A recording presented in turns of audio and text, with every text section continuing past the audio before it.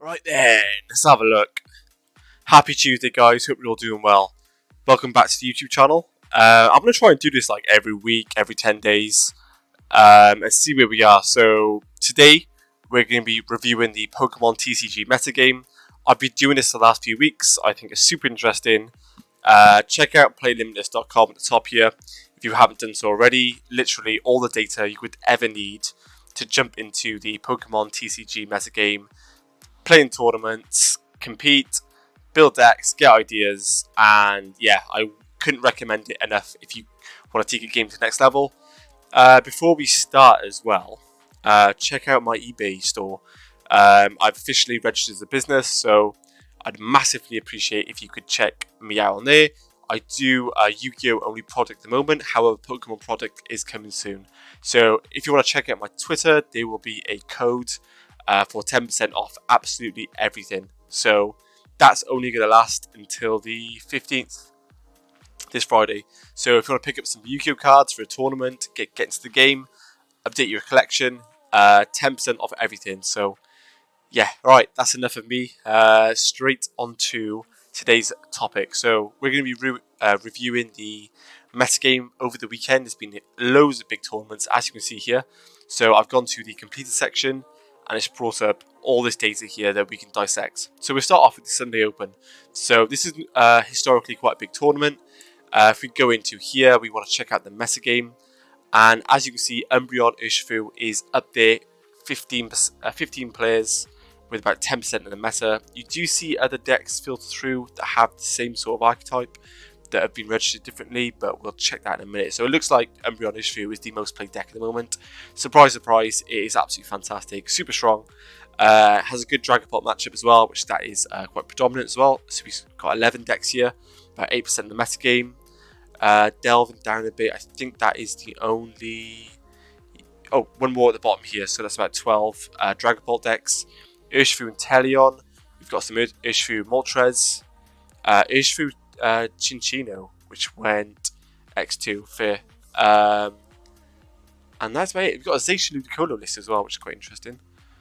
I think it's closed deck list. Which, oh no, it's not. It's not. I thought it was a closed deck list. Zacian Ludicolo. Super interesting. Huh, that's different. I didn't think we'd be seeing one of those today. So that is an interesting take on Zacian, but we're only going to focus on the top 4, or the top cut deck profiles. So we got 2 Calyrex in the top 4. If we go into the phased, yeah, we'll do it like this. So let's go into the standings, and we'll do combined. So we got Gabriel Fernandez winning the tournament with the Suicune deck, that's being really popular. So what's he playing? He's not playing the Lombre. He's playing 2 Lotad, 2 Ludicolo. Standard Inteleon lineup with the Suicune. Nothing to... Playing the 3 Rare Candy. I believe 2 is quite standard. So he has made a few changes, and it appears to be working. So congrats to him on the win. We got Klaus Martin playing Ice Rider. Ice Rider being super popular last few weeks, as it can add in the Suicune engine, Inteleon lineup, as well as the Ice Rider VMAX package as well. So yeah, really strong deck. I can see this deck not going away at all. It'd be interesting to see what happens next week, whether Jolteon will step up a bit more. From what I've noticed playing on ladder, Jolteon's absolutely everywhere. People are playing Jolteon to beat these water decks, and I don't blame him. I think I invested in Jolteon online quite early because I knew it is literally the best electric deck that just zaps the water matchup, and it has a really good matchup against most of the metagame. So it'd be interesting to see what happens. We got another Jolteon list here, Ice Rider Calyrex list, which is top 4 from the Sunday Open, and then we go for the Urshifu and Teleon lineup. So this deck also got top 4. Only playing no Moltres, which is super interesting. No Moltres. Playing the standard Passamayan, Crobat's optional. Playing the 4-3 with the Urshifu, and yeah, he done well with it. So that's super interesting to see. None of the Rapid Strike engine How's Sylveon doing? Yeah, Sylveon's up there as well. But yeah, this is what, like, Artillery, this is what I was expecting to see in this deck, but no, quite really just a standard Urshifu lineup. So yeah, that was the Sunday Open, so we've seen a lot of Ice Rider making top cut, doing really well, so it'll be interesting to see what happens going forward. So we'll just go tournaments completed, and then we'll check out, go for the Atlas Turtwig Den Series, China 3 here. So we got the Mesa Game, more Dragapult, and then, as expected, more Jolteon. So this is what I was just previously talking about. I think Jolteon would just see a surge in play over the next few weeks with the rise of these water decks. It was bound to come. It was bound to happen. Like, if you haven't invested, I know Jolteon can be quite expensive deck to play online, but if you haven't picked them up, it's only going to get better. So more Umbreon Urshifu, more Leafeon. So yeah, it's always going to be a rock paper scissors matchup for this meta game. So we've got Umbreon Urshifu that beats the Dragapult. We have the Leafeon, which beats the Umbreon, and then we've got the Jolteon, which beats the Ice Rider. So yeah, it's super rock paper scissors. More Zacian in this tournament. We'll see how it goes in the standings. I believe this was Swiss only from what I can see. But yeah, in standings, we got the top 4 here. So we got Ice Rider, Urshifu, Zacian, and a Suicune deck. Okay. Suicune only playing the 1-1 lineup for the Calyrex. Wow, super different. Not standard at all, but making top 4 here for the Suicune deck, the Zacian deck, which I'm super interested to see. So we're playing the Zacian Turbo, we call it. Playing the Oranguru, with the Rotom, and is he playing? Let's have a look. Only the 1 Palpad. Interesting. Okay, I think that's quite standard, to be fair. Karuuda's Focus as well. We don't see a lot of that in this sort of deck. 2 Fana Waves, 2 Crushing Hammer for the Crystal Cave, because you need to turn off that Path to the Peak ASAP. But yeah, finished in 3rd place. In 2nd place, you got the Urshifu and Teleon. So Rapid Strike Urshifu just doing really well, as we've seen in the last 2 big tournaments. No Moltres, which is super interesting. I'd be terrified to play not play Moltres with the Matt Dragapult, as like Dragapult's been the best deck for the last few weeks. Super interesting to see no Moltres in these Rapid Strike Urshifu decks. So in 1st place, we got another Ice Rider Calyrex. So playing the 3 Suicune 2-2 lineup of the Ice Riders. So yeah, it's different to see all these sort of like different takes on the decks. Although we see a lot of Suicune, a lot of Ice Rider, a lot of Urshifu, people are playing it in different ways. So I think these videos are good to keep myself informed and to keep you guys informed of the progress and the shifts in the meta. So that was the Atlas tournament there, hosted by Atlas Championship Series. We'll go on to the Excalibur Monday Cup. I think we won't cover the league, only 13 players. So these are the tournaments I normally play in. I think they're super high level, and they're really good to get into it, because it's quite a different sort of tournament format. You play a prelim, play main round, intermediate, a playoff, and a master playoff. So it's not your standard Swiss top cut. It is just have different stages, which allows players to go like X3 and still get a chance to make the playoff and play in a knockout sort of tournament at the end. So yeah, more Umbreon for Shadow Rider. So Shadow Rider, in my opinion, has been slightly on the up. I've seen it more on ladder and more in tournaments, and this deck is actually really insane. Like say what you want, say that Umbreon's like it absolutely crushes it, which it does, but against like rogue matchups and other matchups in the meta, this deck is absolutely insane. So never write off your Shadow Riders. We'll go for the standings and the top 4 decks. I believe this is a closed deck list. However, we've got Zacian, we've got Umbreon Urshifu, we've got Eternus, which is coming through there. Then we've got Suicune Ludicolo winning that tournament. So yeah, that's pretty crazy to see. Quite a diverse tournament there.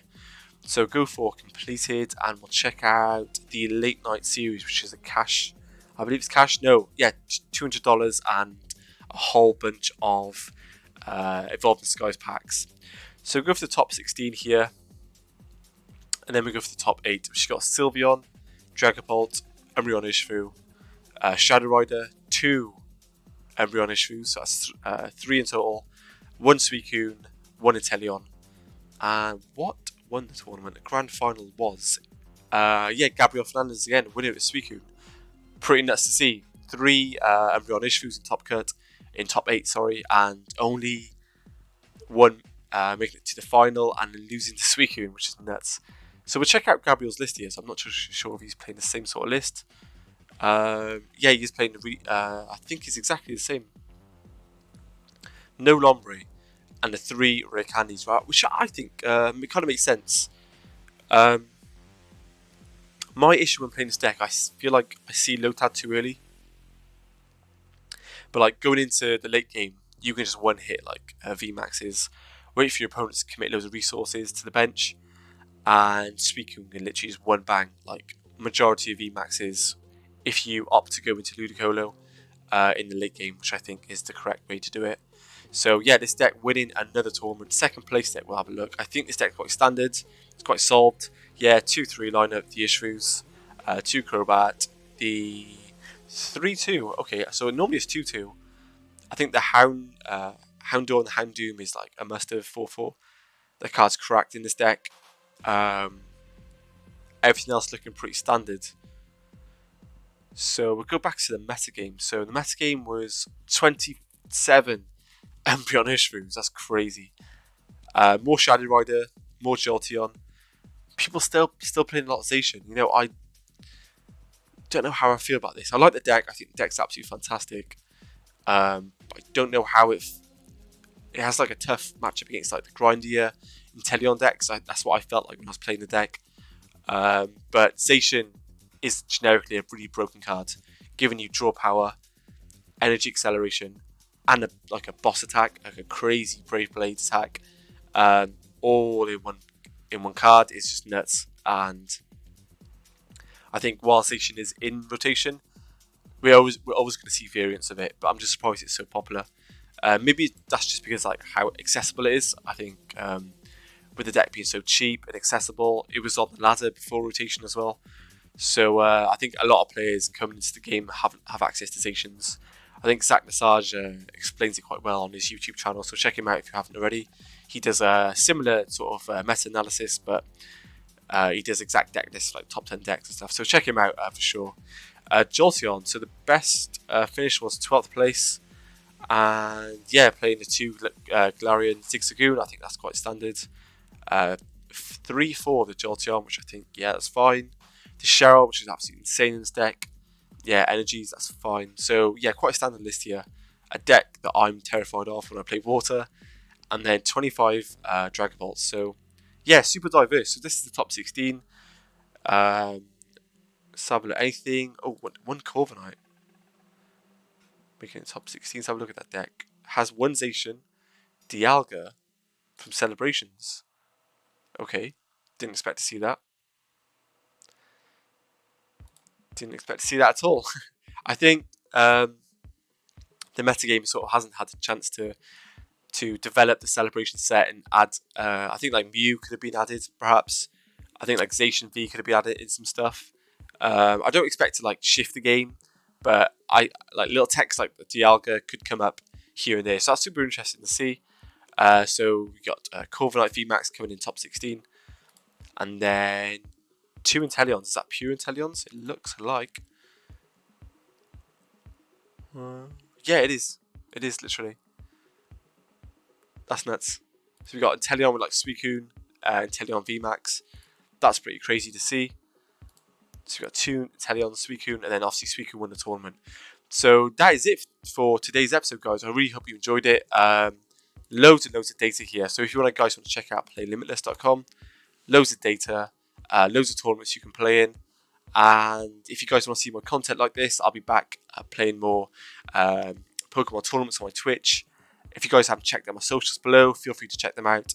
And I'll be back in the week with some more content for you guys. So I'll see you guys soon.